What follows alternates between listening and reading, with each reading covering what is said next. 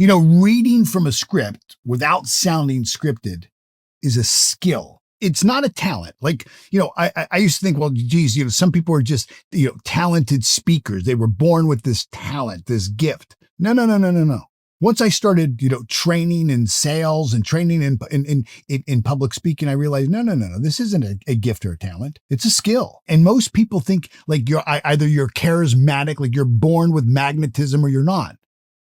Not at all. I was partners with Bob Proctor, probably one of the top speakers in the world. There's probably 5 or 6 who were like the top of their game. Bob would have been in that top 5. On stage, Bob had charisma, magnetism, like you wanted to be around Bob. He could engage and connect with people. Off stage, total introvert. Bob was super shy. And he reminded me of something Cary Grant said. I studied and created myself to become Cary Grant for so long that I became him. I wasn't born Cary Grant. I became him. I developed that. See, the truth is this. Sounding natural with the script is something that you have to train. It's not something that you're born with. Don't think that you're at some disadvantage because somebody else is just, a social butterfly or super good looking or very charismatic. No. You take somebody who's very good looking, very charismatic, has all this oozing magnetism. If they don't train themselves, they don't develop the skills of influence and rapport and authority, they'll bomb. If you don't learn these skills to make every word feel like it's coming straight from your heart, your sales calls are going to feel robotic. And the only thing that your prospect will really remember is how awkward that was. Now, they may not know what it was, but as soon as you leave the room, they say to the person next to them, I don't know about that. I just don't get a good vibe from that person. See, most people sound robotic, not because they're reading a script, but because they're trying so hard to avoid making a mistake that they disconnect from the message altogether. Think about watch any of my videos. I'm not trying to be perfect here. I screw up. I fumble on a word. We don't stop and edit. I fumble on a word. We keep going because whenever I talk to people, if you were at my Thanksgiving table, I'd stutter or stammer and fumble on a word. We don't say, "Up, stop." Pass the turkey back the other way. Let's do it again. No, I'm engaging in just a very natural conversation. So when I'm making these videos, I'm not trying to be perfect. I'm trying to be me. I'm trying to be real. So if my eye's itchy, I rub it and I keep going because that's how people interact. See, their focus will shift from connection to correctness. And in doing so, they drain all the emotion and rhythm from their voice. When they're trying to be perfect, when they're trying to get every single word right, and the script isn't the problem. You know what the problem is? It's your obsession with getting it right. It's your obsession with being perfect. See, when you treat your script like a written exam, like there's going to be a battery of questions afterwards, instead of a guide for a human interaction and conversation, your energy becomes stiff. Your tonality falls flat. See, it's not just what you say. It really is how you say it. And more importantly, how you feel while you say it. See, if the prospect can't feel you, if they can't feel your emotion, they won't follow you. Most salespeople over-prepare their words and under-prepare their delivery. They memorize phrases, but never rehearse the emotion that those words were intended to create. So when they speak, they sound like it's a recital, not a genuine moment. If you really listen to great communicators, they're not focused on being perfect. They're focused about being present in their energy in that moment with that person. They're not to that person, they're with that person. So when your self-concept, now our self-concept is made up of 2 things. Our self-image, that's the image that we hold of ourselves, how we see ourselves, what we believe about ourselves, and what we believe the world sees. And it's also our self-esteem. Our self-esteem is our personal self-regard. It's how I value me. It's my self-worth and how I teach the world to value me. We take our self-image and self-belief and we take our self-value and self-worth and we blend that, and that creates your self-concept. And I'm saying to you that when your self-concept is rooted in fear, when your self-concept is rooted in insecurity, when your self-concept is rooted in uncertainty, your voice always reflects it. See, whatever's going on inside is expressed on the outside. Do you ever see somebody like lie to you? And you just look at their face, you're like, I see you're lying. I hear your words, but I can see it. Again, the idiom is, look, the words don't match the music. The moment your prospect senses hesitation, the moment they feel this level of force where you're forcing something, you know what they do? They start to question everything. Like, what is this person hiding? Right? You know this.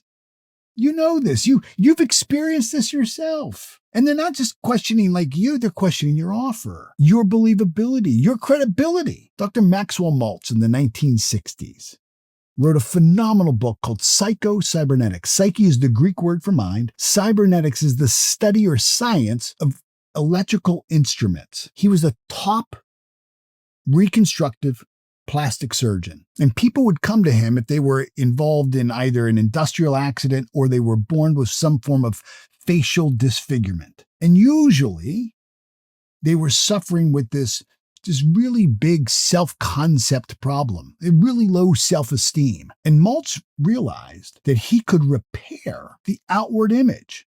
And a year later, after surgery and all the swelling was down and all the stitches were out, he could show them before and after pictures. And clearly, the disfigurement was repaired. And yet, inside, they still felt insecure.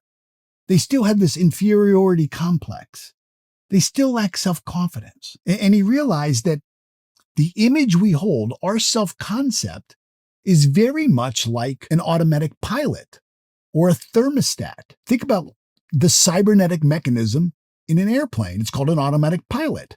And what do? When we take off from Miami to London Heathrow, we set the coordinates for, let's say, Heathrow runway 3. And what happens is that plane starts to take off, and during its flight, wind hits the plane and it goes off course.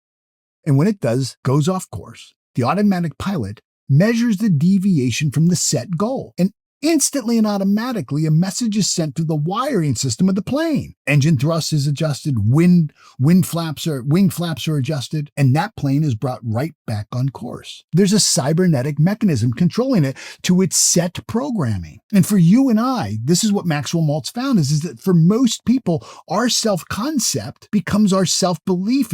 It's the dominant controlling factor. Look, a person who's earning $50,000 a year isn't earning $50,000 a year because that's what they want. They're earning $50,000 a year because that's how they believe themselves. They don't believe they can make 100. They can't see themselves making 75,000. And they never outperform their own self-concept. And until you believe that you belong in the conversation with your prospect, until you believe that your script is absolutely right and that your ability to deliver it with absolute certainty in a very natural flow, until you do that, you will always sound like someone else wrote the words and that you're just reading a script. See, your script should be designed to sound like a very natural conversation, not some monologue that you're reading. So this means building in what we call pregnant pauses, rooms for spontaneity, a space for your prospect to have a turn to speak and be heard. If your script doesn't allow room for real-time connection, it's not a sales tool, it's a lecture. And I don't know about you, I certainly don't want to be lectured to. When you can mark your script like a speaker with intentional line breaks, tonal notations, emotional anchors, personal story and anecdotes, what you do is you give yourself permission to kind of breathe life into every single line. The difference between sounding scripted and sounding natural is usually just a matter of preparation. It's a matter of practice. And when you do that, what you're doing is you're prioritizing how you present yourself rather than obsessing over being perfect. Most salespeople rehearse to remember their lines. That's not what professionals do. Professionals rehearse to remember their rhythm. They train not just the words, they train their body movements. They train their tonality. They train their facial expressions to make the message feel effortless. So when the time comes to perform, they're not thinking about the script, they're embodying it. It's coming from them, through them. That's what makes great communicators feel natural, even when they're absolutely fully scripted. A few years ago, a client of mine, daughter, had the lead in Wicked on Broadway. She was Glenda the Good Witch. We went and saw the play. It was incredible. Everything so natural. After the show, we got a chance to go backstage, see her, meet her, see some of the cast. And she invited us to walk on the stage. And what I noticed when we got to the stage was there must have been 10 different colors of reflective tape. Yellow, orange, pink, blue, red, green. And these pieces of tape were all over the floor. Now you couldn't see them from the audience, but when you're on stage, you could not see them. And I asked her, what are all these marks on the stage for? She said, oh, well, when I do this song, I go, I'm following red. And I go, that's where I know where to stand. When I do this song or in this scene, I'm following yellow. And whenever I'm making, doing this with interacting with this other person in the cast, I follow the green. I'm going to tell you what, in the audience, you would have never known that every single word and every single moment was rehearsed. Do you think that a professional Broadway cast gets behind the stage before the start of the show and says, you know what? Let's just wing it tonight. Let's improvise. No, they have a script and they've rehearsed it and immersed themselves in it so much that it becomes natural. It's so well done that every time you hear it, you think it's the first time they've said it. See, every time that you can record yourself back and watch the video and watch the playback or listen to the phone call, what you're doing is you're building cells of recognition for your ability to self-correct in real time. See, you're going to hear where you lose energy. You're going to hear where you just naturally habituate down on a word, where your pacing gets maybe rushed, where you completely missed an opportunity and you disconnected from the message. See, that level of really honest review is what separates amateurs from professionals. See, what's the difference between an amateur and a pro? What's the difference between somebody who has a hobby and somebody who's a professional? I used to think that the difference was, professionals get paid, but that's not true. We have amateur athletes who get paid. All kinds of amateurs get paid. All kinds of hobbyists get paid. You know what the difference is? Is that you're considered a professional when you can operate at a certain standard. See, professionals have standards that aren't forced upon the amateurs or the hobbyists. And it's what turns a script from a crutch into a tool is your standard.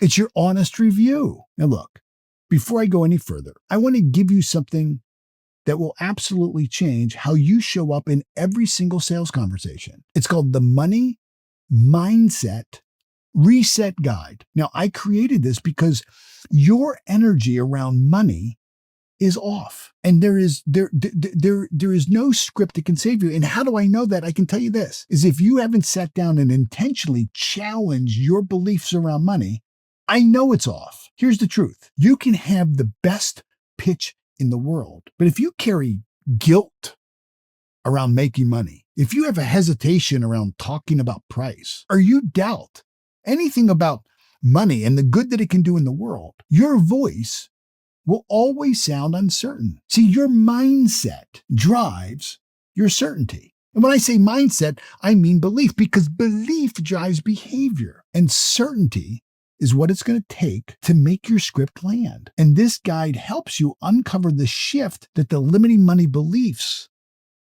sabotage you with. They sabotage your tonality. They sabotage your posture. They sabotage your very presence, your energy. And what the guide is going to do is it's going to give you daily practices to build internal alignment. So you don't just say the right words, you say them with the right energy, with the right meaning, with the right conviction, with the right certainty. My team put the link in the description below this video. Grab the guide and then let's get back to this, okay? See, the human brain, when you think about it, is hardwired to detect inauthenticity. It's programmed that when somebody is speaking, your mind, your subconscious mind, is hearing every single word they're saying. And it's matching their facial expression. And anytime there's an incongruence between the words and the energy coming from the person saying them, boop, red flag. See, the moment you shift into performance mode, where you lack true emotional alignment, your tone flattens, your breath shortens, and your words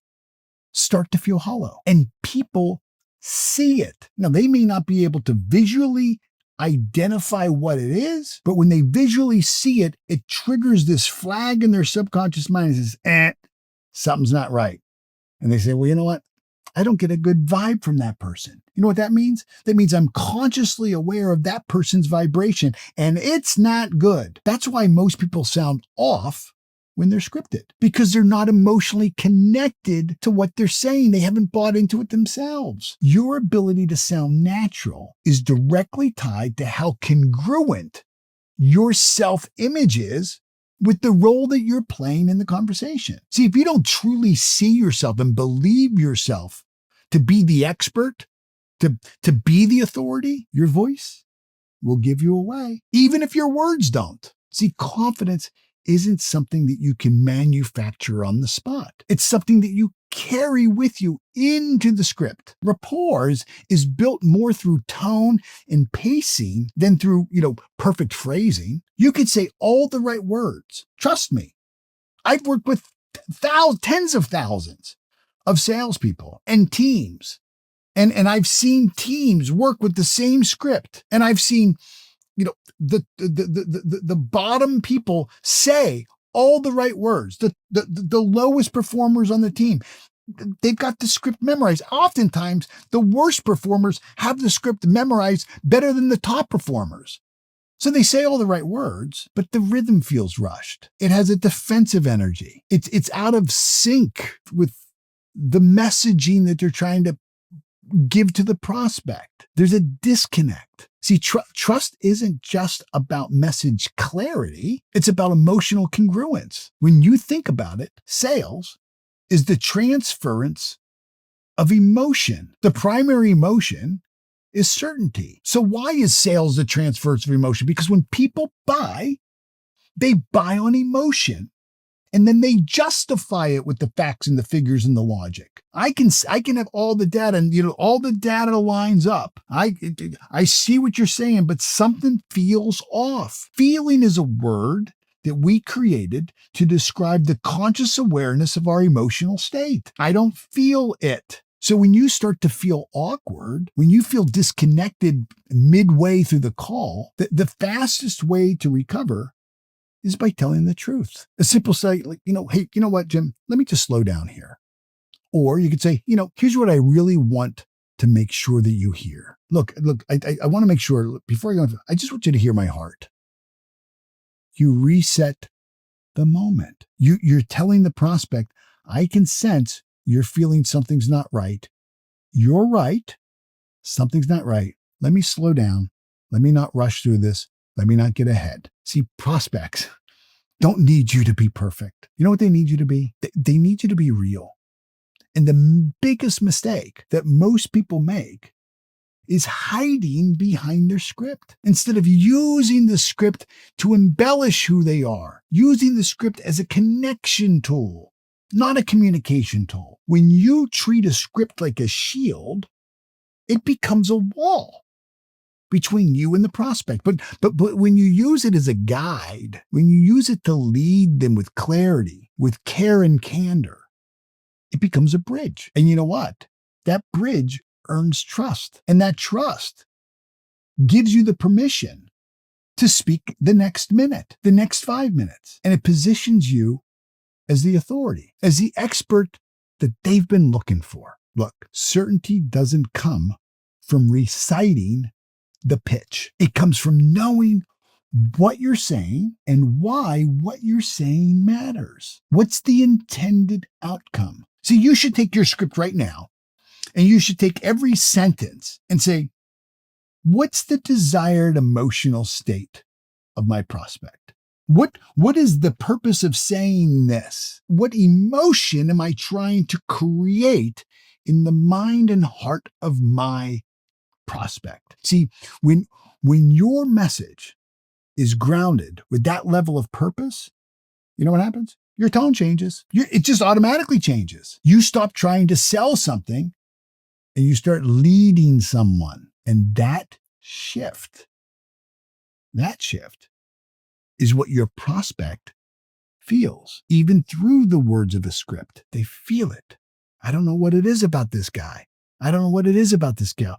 I really like them. I trust them. See, as the originator, remember, in every human interaction, when two people or more are involved, an unspoken dynamic is created where one person allows the other person to lead the conversation, to lead the interaction, to be the originator. Now, that doesn't mean that, they overpower them. It means that they're seen as the authority figure. And so as the originator, as the authority figure in the sales conversation, you have some responsibilities. You're responsible for setting the tone, for setting the energy, for the pacing, for the rhythm, and maintaining an emotional state of absolute certainty. And your script should support that role, not steal it from you. So if you're deferring to the words on the page, instead of showing up as the authority and the leadership energy that you need, your prospect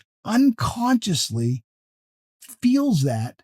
And then they begin to take control of the dynamic. And before you know it, there's this tug of war between you and them. Every single word that you speak has a vibrational frequency. We know this. We can measure the frequency, and that frequency either builds trust or breaks it. Do you know that while you're speaking to your prospect, we've perfected a form of photography back in the 1930s where we can film the person listening to you speak to them, and we can actually see the aura of their energy. We can see the color and the density of the energy leaving their body. And do you know, when they are in the energy signature of trust, the color and the density of that energy is completely different than when they're in uncertainty. They feel it, and it emanates from their body. People don't buy your script. They buy the conviction behind your delivery. They buy the emotional certainty it creates. And the more congruent your energy is with your message, the more powerful your influence becomes. So sounding natural isn't about being gifted. It's about being trained. And the very best communicators, they don't wing it. They drill it. See, most people know that when Neil Armstrong stepped onto the moon, he said that's one small step for man, one giant leap for mankind. Everybody knows that. What they don't know is what he said afterwards. What did he say next? And he said, just like drill. Just like drill. What does that mean? That means just like we rehearsed it, just like we drilled it 1,000 times on the surface of the earth. That's one small step for man, one giant leap for mankind. Just like we practiced. So you build muscle memory through repetition. Repetition is the mother of skill. So that when the time comes for you to perform, the delivery feels effortless. You know why? Because the effort has already happened in private. I don't know about you. I'd rather fail when nobody's watching. I'd rather practice and get all of my butterflies out when nobody's watching me. See, the more you rehearse your script with emotion and intention, the more it becomes part of your very natural voice. Repetition creates resonance, and resonance creates confidence. Resonance, and there's a law of resonance. Law of resonance tells us that when two particles of energy and the frequency and the vibration of these two particles are in resonance, they attract. That's why we could take a 10-year-old soprano boy who sings at a high note, and the voice wave, the sound wave carries across the room, and it's resonant with the crystal glass, and boop, it breaks the glass. The key here isn't to say the right words. The key here is for you to feel them in your body, to hear them like in your mind, and to believe them in your soul. When you know your script inside and out, not just intellectually, but energetically, you then can kind of navigate objections. It's like you're stepping outside, and while your physical body is saying the words, your awareness, your higher side of who you are, is really watching the nuance. It's picking up all the little subtle cues. And that allows you, without any panic, to redirect the conversation without skipping a beat, to stay grounded even when your prospect throws you the curveball. See, that kind of certainty isn't read into a script. It's trained into who you are. Now look, there are no shortcuts. You got to do the work. There's no shortcuts to you sounding natural if you haven't done the work. You can't fake presence. You can't fake passion. And you can't fake belief. People say, fake it till you make it. There is no fake and make. There is no fake and make. Your energy tells the truth even before your mouth opens. If you want your script to feel real to your prospect, it has to feel real to you first.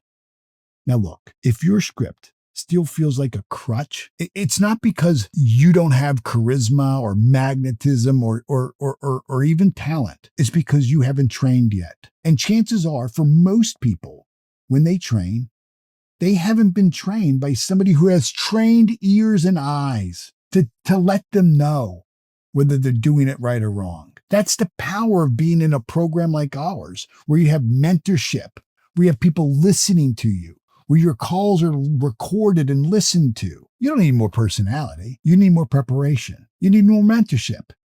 You need more training. When your energy, your voice, and your message are aligned, when you can get your energy and your voice and the words you're saying all in alignment, your delivery becomes undeniable. And see, that standard, that's the mark of a pro. Someone who leads with clarity and authority, not charisma. So here's the challenge. Rehearse it until you disappear into the message. Here's the challenge. Invest in yourself. Jump into a program. If it's not with me and my team, get with somebody who has results. You want to work with your script until it doesn't sound scripted, because it isn't. The script should be who you are. It's what you believe. And it's what your prospect needs to hear from when they're looking for somebody to trust. Let me finish with this. If your delivery still feels off, even after the script, it's probably not your technique. It's probably your money mindset. See, you'll never lead with certainty if you're still carrying fear or guilt or shame around the process of asking somebody to give you money, around the process whenever money's involved. I'm just going to tell you, no amount of practice can fix your beliefs. If your beliefs are still at war with what you're trying to do, until you change your beliefs. Remember, belief drives behavior. That's why I want you to download the guide. I want to help you get your money mindset reset. Make no mistake about it. You have a relationship with money. And I can tell you this, for the first half of my life, me and money didn't get along. Money wanted nothing to do with Paul Martinelli, I can assure you. But then again, I thought money was the root to all evil. I thought that anybody who had money was, cruel and unusual and took advantage of people. I want you to download the guide, because inside, you're going to uncover the 5 most common money beliefs. And if you have one of these, I guarantee you, if you have one of these limited beliefs around money, I guarantee you it's sabotaging your sales. And the guide is going to help you reset them for confidence, certainty, and clarity. Because when your mindset matches your message, your tone changes.